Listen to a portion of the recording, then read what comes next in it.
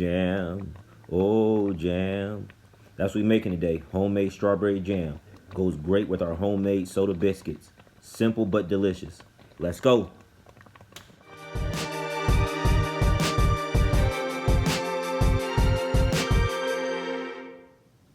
All right, thank you for coming back to another episode of Cooking with the Browns, where we cook what we like, how we like. All right, so if you haven't subscribed yet, please do so. And follow us on social media. Look below for that information. Today, what are we making? We are making homemade strawberry jam. I love strawberry jam. I love making it at home. This is what we are going to do today. Let's go. All right, so what do we have? We have orange liqueur. Some people like orange peel, but I like orange liqueur. Of course, we have lemon juice, a little bit of baking soda, and I'll tell you more about that. Honey, sugar, organic sugar, and we have our strawberries, as you can see, and we have our Granny Smith apples. And we are always grateful for not only what we do, but grateful for you for tuning in. All right. So we have 3 pounds of strawberries that we're going to be using for our strawberry jam today. I'm doing 2 different variations so you can see both. So one, which I just started already, is I use a blender for, and then now I'm going to add the chopped strawberries in here. All right, and again, it's 3 pounds of strawberries that you want to put in here for this recipe. All right. And then so what you want to do after you get the strawberries in there, what you want to do is you want to begin to mash the strawberries up. As much as you can, you want to mash them up, and you want to do this until they break down. All right, so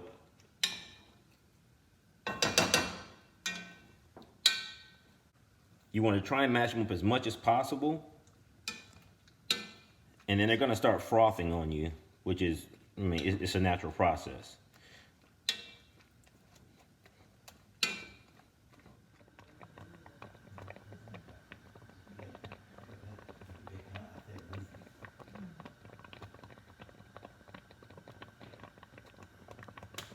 All right, so now we have our strawberry mixture. Again, you can still see it's a little bit chunky, not extremely chunky, but we've gotten most of the large pieces mashed. And so if you want to mash some more, you can. If you want to use an emulsifier, blender, or something like that, you can do a little bit more just to get it all down. So once you do that, you want to add in your apples.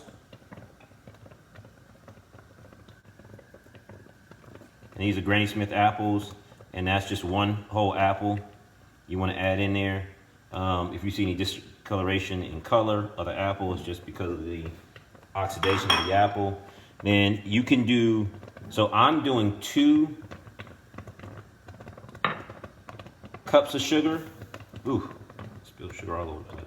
2 cups of sugar, and I'm doing 3/4 cup of honey. You can do 3 cups of sugar if you want to. That's perfectly fine. If you want to do 3 cups of sugar, you can.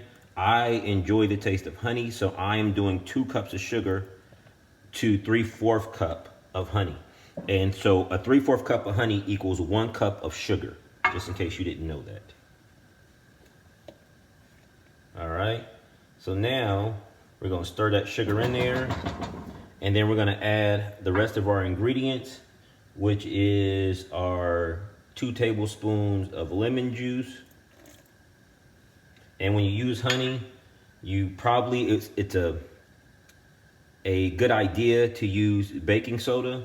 So we're going to put a 1/2 teaspoon of baking soda, and then you can use orange peel. I like using a tablespoon of orange liqueur. I like that flavor that the orange brings out in the apples. In the strawberries. So now that we have all that in, the only thing we're doing now is we're going to stir it up. All right. And then as you see, side note. So we don't want to use fresh, if you're canning, we don't want to use fresh lemon juice. And that's only because fresh lemon juice has different levels of acidity, I believe, and you won't be able to can it because you don't have the proper pH, or excuse me, acidity. All right, and as you can see, it's getting very frothy. Normal process, very normal process for it to be frothy. And it's going to subside eventually. So you want to let this cook for about 20 to 25 minutes. Make sure it's boiling. And so I'm gonna now set that timer on. You can also go by temp as well. Set it for 20 minutes. But you can go by temp as well. And you want the temperature on here to be about 215 to about 224, 25 degrees. And I'll show you how you can identify whether or not it is a consistency that you desire, and set to the temperature. The consistency that you desire for strawberry jam. Oh, jam. Y'all don't know what that is. That's New Jack Swing. I'm not sure if you knew that or not. But that's Teddy Riley. Let's go, baby. All right, so now we have our strawberry jam to temp, or it's almost ready. It's done foaming as much as it was before. So now we are ready to go. Next thing we're gonna do is we're gonna cut the heat off on this. And then as you can see, you have a little foam at the top. We don't really want that. You can keep it in there. It's not a bad thing. I don't like it. So I am going to pull some of that off and just throw it in here. As you can see, it's not a lot, but it's just enough of the froth where we just want to get most of that out. And then I'll show you how to test it to make sure that it is on point. So again, you can have a little bit in there. It was just a little too much for me initially. Pull the rest of that off. Like I said, it wasn't too much. Side note, if you want a little more, if you want a little more liqueur in there, you can always do that. I don't necessarily want a lot of liqueur in there. So I'm not, I do like liqueur. Don't get me wrong. But I didn't need a lot in here. I just wanted just to get enough flavor, that orange flavor. You don't even have to add liqueur. You don't have to add anything orange in there. I just enjoy adding that orange flavor in there. All right. So now what we're gonna do is hold right there for a second.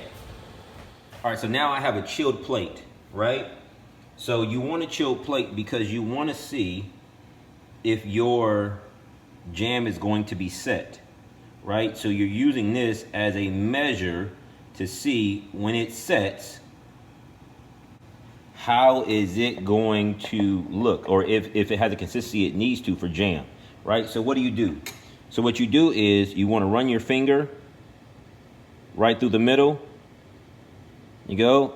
If it does not come back together and you still see that space in the middle, the jam is set and it tastes bomb. Homemade jam right here. We're cooking with the Browns, where we cook what we like, how we like. I'm telling you, if you guys aren't following these recipes, if you're not tuning in and cook with the Browns, you're doing something wrong. You're doing something wrong. All right, so again, as you can see, good to go. Jam is ready. Boom, done. All right, so as you can see, I've transferred the strawberry jam into another container because I need it to cool down. So it's gonna cool for about 2 to 3 hours, depending on, temperatures outside, temperatures in the house, and then it'll set by itself. So let me just give you a little bit of information as it relates to this. So some people may say, well, why didn't you use any pectin, or why didn't you use anything to actually have it set? It's because the apple, the apple has enough pectin in it to set the strawberry jam. Again, another little tidbit that you're learning cooking with the Browns. Don't forget, We got it going on. Let's go.